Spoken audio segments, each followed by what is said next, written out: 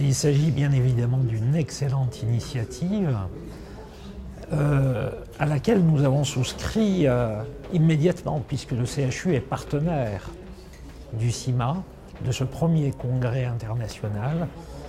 Et comme vous le savez, le CHU, depuis quelques années, est en mouvement, puisque son projet d'établissement est intitulé d'un CHU de séjour à un CHU de parcours, mettant en exergue des missions nouvelles autour de la prévention et de la santé publique.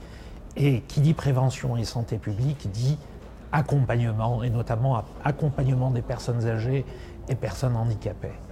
Donc notre CHU est un partenaire tout à fait naturel de ce congrès et nous nous félicitons de sa tenue en Limousin, qui est une terre véritablement d'expérimentation.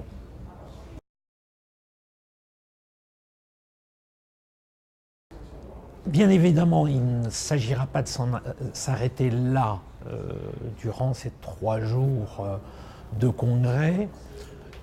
Je pense qu'il y aura des idées, des propositions qu'il faudra faire vivre d'ici le prochain congrès, puisqu'il s'agit d'inscrire cette initiative dans la durée.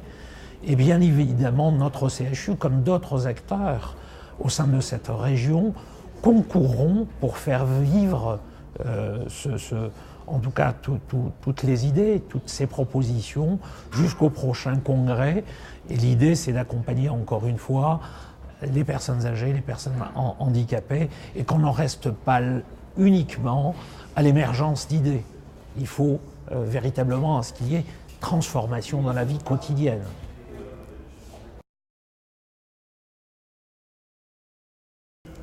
Prochain congrès, c'est un congrès international. Qui dit congrès international, je suggérerais évidemment que ça se déroule, pourquoi pas à l'étranger, dans des pays comme le Canada, puisque nous avons le plaisir aujourd'hui d'accueillir quelques Canadiens.